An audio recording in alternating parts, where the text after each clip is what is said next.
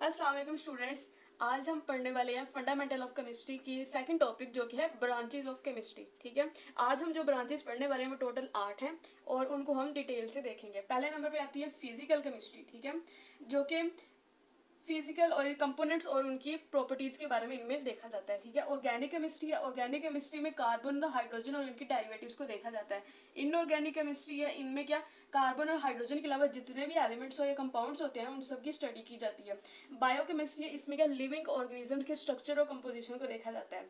Industrial chemistry है कि industries में जितनी भी हम चीज़ें बनाते हैं ना उन सबको स्टडी करना इंडस्ट्रियल केमिस्ट्री कहलाता है। न्यूक्लियर केमिस्ट्री जैसे कि कोई भी न्यूक्लियर प्रोसेसेस को स्टडी करना, जैसे कि एटम बम बनाने में जो यूज़ होती है वो न्यूक्लियर केमिस्ट्री होती है। इन्वायरमेंटल केमिस्ट्री यानी कि जो भी इन्वायरमेंट के अंदर हमारी चीज़ें होती हैं ह्यूमंस का जो इम्पैक्ट होता है इन्वायरमेंट पे उसको डिस्कस किया जाता है। फिर आती है एनालिटिकल केमिस्ट्री जो कि एनालिसिस इसके अंदर किया जाता होता है, क्वालिटेटिव क्वान्टिटेटिव एनालिसिस करती हैं। तो ये सारे उनके इनके नेम्स हो गए 8 होंगे। और अब क्या करते हैं, अब हम इनको डिटेल में पढ़ते हैं कि कौन कौन सी डेफिनेशन इनकी क्या है और साथ में इनका हम स्कोप यानी कि एप्लीकेशंस को भी डिस्कस करेंगे किधर किधर ये यूज होती हैं। ठीक है, चलें सबसे पहले हम इसकी सबसे पहली ब्रांच को डिस्कस करते हैं। वो कौन सी थी? Physical chemistry. अब फिजिकल केमिस्ट्री की डेफिनेशन क्या है और इसकी एप्लीकेशंस क्या है, तो ये इस तरह करके शॉर्ट क्वेश्चन में आ जाता है कि what is the definition of physical chemistry and its application या यूज ऑफ फिजिकल केमिस्ट्री। ठीक हो गया, तो ऐसे कह के जितनी भी सारी ब्रांचेस है ना उन सब की क्या डेफिनेशन आ जाती है। ठीक है, फिजिकल केमिस्ट्री की डेफिनेशन विद स्कोप, ऐसे शॉर्ट क्वेश्चन पूछ जाता है। चलें पहले पढ़ते हैं ये क्या है। फिजिकल केमिस्ट्री क्या है? ब्रांच ऑफ केमिस्ट्री है, केमिस्ट्री की ब्रांच है that deals with the relationship between composition and ये क्या है फिजिकल प्रॉपर्टीज ऑफ मैटर। ठीक है, दो चीजों के दरमियान इसने क्या रिलेशनशिप को जाहिर करना है। ठीक हो गया, कौन सा है? कंपोजिशन। कंपोजिशन क्या होती है कि जिन दो चीजों के साथ कोई भी चीज मिलके बनती है वो क्या होती है? कंपोजिशन। ठीक हो गया, जैसे कि वाटर है, पहले भी एग्जांपल दी थी कि कंपोजिशन क्या होती है? हाइड्रोजन और ऑक्सीजन के साथ मिलकर क्या वाटर बनता है। ठीक है, इसको कहते हैं कंपोजिशन। ठीक हो गया, अब बात करते हैं फिजिकल प्रॉपर्टीज की। Physical properties of matter. ठीक है, इसकी प्रॉपर्टी कौन कौन सी प्रॉपर्टीज हो सकती है कि कलर क्या है उसका, उसकी शेप क्या है, उसका मेल्टिंग पॉइंट क्या है। ठीक है, मेल्टिंग पॉइंट, बॉइलिंग पॉइंट, ये कितने कितने हैं। ठीक हो गया, कंपोजिशन पता होगी तो हर मैटर की कंपोजिशन उसकी और फिजिकल प्रॉपर्टीज आपस में रिलेट करती है। ठीक है, जो जो कंपोजिशन होगी उसी हिसाब से उसकी प्रॉपर्टीज भी होंगी, यानी कि फिजिकल प्रॉपर्टीज क्या, हाइड्रोजन की क्या है, ऑक्सीजन की क्या, ओवरऑल वाटर की क्या है, मेल्टिंग पॉइंट, बॉइलिंग पॉइंट। ठीक हो गया, अब बात करते हैं एप्लीकेशंस की। ठीक है, एप्लीकेशन यानी कि फिजिक्स को हम यूज कहाँ कहाँ पे करते हैं। सबसे पहला आता है स्ट्रक्चर ऑफ एटम, यानी कि स्ट्रक्चर ऑफ एटम या फिर फॉर्मेशन ऑफ अ मॉलिक्यूल। इधर कैसे हम इसको डिस्कस करेंगे। ठीक है, स्ट्रक्चर ऑफ एटम बनाते हैं, स्ट्रक्चर चले एटम का। ठीक है, ये है फर्स्ट करें न्यूक्लियस। ठीक हो गया, न्यूक्लियस, साथ में इसके ऑर्बिट्स हैं। ठीक हो गया, अब स्ट्रक्चर ऑफ एटम में क्या ये न्यूक्लियस है। न्यूक्लियस के अंदर क्या होते हैं? न्यूक्लियस के अंदर प्रोटॉन्स प्लस न्यूट्रॉन्स दोनों मौजूद होते हैं। ठीक है, न्यूक्लियस के अंदर ये ऑर्बिट्स है ना, जो यहाँ पे क्या होते हैं? इलेक्ट्रॉन्स मौजूद होते हैं। ठीक हो गया, यानी कि ये स्ट्रक्चर ऑफ एटम जो है ना ये बताता है हमें। ठीक हो गया, इसके ऊपर बहुत सारे मॉडल्स है, रदरफोर्ड का बहुत एटॉमिक मॉडल है, इसी तरह बहुत सारे एटॉमिक्स मॉडल्स को डिस्कस किया जाता है इसमें। और बिहेवियर ऑफ सॉलिड, लिक्विड और गैस, यानी कि सॉलिड, लिक्विड और गैस कैसे बिहेव करते हैं इनके दरमियान में। थर्ड नंबर पे है इफेक्ट ऑफ टेम्परेचर, यानी कि टेम्परेचर को इंक्रीज करने से या फिर टेम्परेचर को डिक्रीज करने से क्या इफेक्ट होता है किसी भी मटेरियल के ऊपर, ये चीज को डिस्कस किया जाता है यहाँ पे। इसी टाइप है ऑर्गेनिक केमिस्ट्री। ठीक है, ऑर्गेनिक केमिस्ट्री, इसका डेफिनेशन क्या है सबसे पहले वो देखते हैं। ऑर्गेनिक केमिस्ट्री क्या है? It is a branch of chemistry that deals with the study of covalent compounds. ठीक है, कोवलेंट कंपाउंड इसमें होंगे study of carbon and hydrogen. ठीक है, कार्बन एंड हाइड्रोजन क्या, इनको कहा जाता है हाइड्रोकार्बन्स।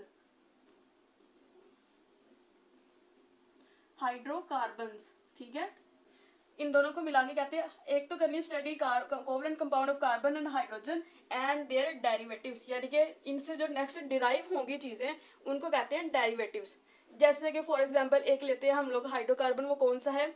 ग्लूकोज। ठीक है, फर्स्ट करें ग्लूकोज ले लिया, ग्लूकोज क्या होता है? शुगर, यानी कि C6H12O6 हो गया। ठीक हो गया, ऐसे कंपाउंड ले रहे हैं जिनके अंदर के कार्बन और हाइड्रोजन मौजूद हो, वो क्या होता है? ये ठीक हो गया। जैसे एक और ले सकते हैं हम लोग अल्केन, अल्कीन और अल्काइंस, जैसे कि हो गया CH4, ठीक है, CH2 डबल बॉन्ड CH2। एक और ले लें कि CH3, ठीक हो गया,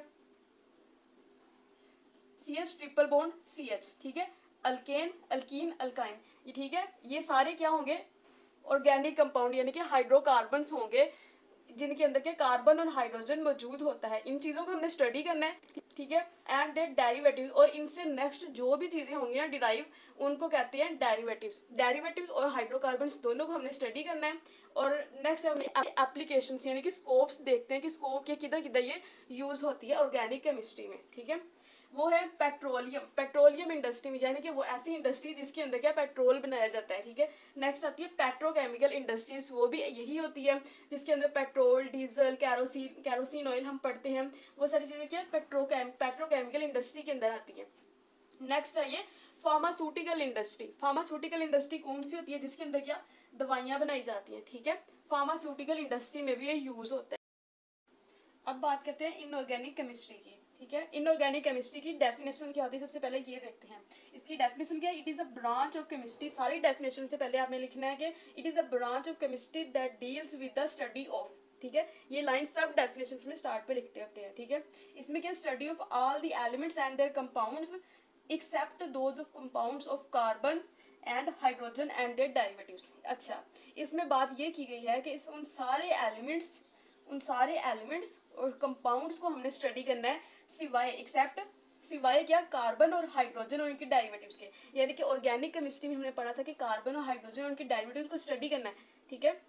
लेकिन इनऑर्गेनिक केमिस्ट्री है ना जो, इसके अंदर वो कह रहे हैं कि हमने कार्बन, हाइड्रोजन और जो उनके डेरिवेटिव्स हैं इनके अलावा सारे एलिमेंट्स और कंपाउंड्स को स्टडी करना है। जैसे कि कोई भी एलिमेंट ले लो, कौन सा, नाइट्रोजन ले लिया हमने, ठीक है, नाइट्रोजन और उनका कंपाउंड क्या NH3, ठीक है, इस तरह करके, ठीक है। जितने भी एलिमेंट्स हैं, कंपाउंड्स हैं और उनके नेक्स्ट डेरिवेटिव्स, ठीक है। एलिमेंट्स और कंपाउंड्स इन दोनों को स्टडी करना सिवाय जिनके अंदर क्या कार्बन और हाइड्रोजन ना आते हों, ठीक हो गया।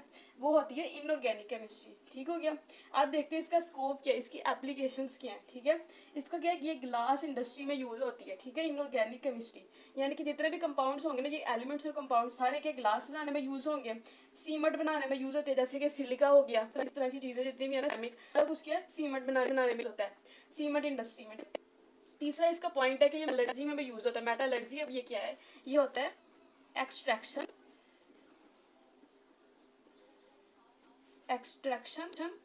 ऑफ मेटल फ्रॉम ओर। और यानी और क्या होता है ये मिनरल होती है, ठीक है। मिनरल के अंदर से क्या हमने मेटल को सेपरेट आउट कर लेना है, तो वो सारा प्रोसेस क्या कहलाता है, मेटलर्जी कहलाता है। यानी कि ये इसकी 3 जगह पे इसकी एप्लीकेशन है कि ग्लास, सीमेंट और मेटलर्जी तीनों में ये यूज होता है, ठीक हो गया। अब एक क्वेश्चन जो आता है ना ऑर्गेनिक और इनऑर्गेनिक केमिस्ट्री में, वो क्या है, what is the difference between organic and inorganic chemistry, ठीक हो गया। तो साथ ही आपने इसकी डेफिनेशन और इसकी जो है ना ये एप्लीकेशन साथ लिख देनी है, ठीक हो गया।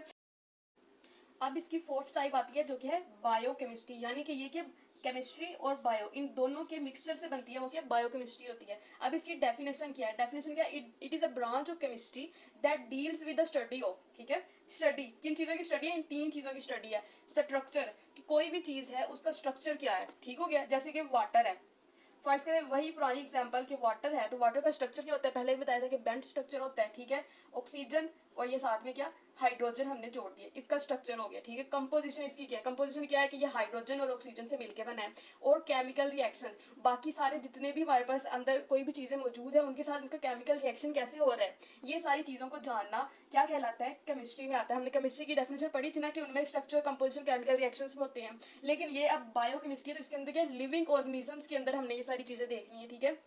ये एक जिंदा जानदार के अंदर कोई भी चीज़ है, स्ट्रक्चर उसकी क्या है, कंपोजिशन क्या है, उसका केमिकल रिएक्शन क्या हो रहा है, ठीक है। जैसे हम जो कोई भी चीज़ खाते हैं तो खाते हैं क्या चीज़ होती है खाने के अंदर, हमारे खाने के अंदर होता है कार्बोहाइड्रेट्स, ठीक है। खाने में क्या होती है, कार्बोहाइड्रेट्स और फैट्स होती हैं, ठीक है। फैट्स हो गया और क्या प्रोटीन्स होते हैं हमारे खाने के अंदर, ठीक है। हमारे खाने के अंदर के कार्बोहाइड्रेट, फैट्स और प्रोटीन जब टूटती हैं तो क्या होता है, केमिकल रिएक्शन होता है, ठीक हो गया। इनकी कंपोजिशन क्या है, इनके स्ट्रक्चर्स क्या है, इन तीनों चीज़ों के, वो सारी चीज़ें हम स्टडी करते हैं, ठीक हो गया। अब इसमें देखा जाता है कि हम जो चीज़ फूड खा रहे हैं ना, खाते हैं तो क्या होता है, हमारी बॉडी के अंदर कार्बोहाइड्रेट्स, फैट्स, प्रोटीन टूटती हैं तो क्या होता है, एनर्जी प्रोड्यूस होती है। एनर्जी क्या, एटीपी की फॉर्म में एनर्जी प्रोड्यूस होती है, जिसकी वजह से हम अपनी ज़िंदगी में सारे काम करते हैं, ठीक हो गया। एनर्जी ना होगी तो हम मर जाएंगे, ठीक हो गया।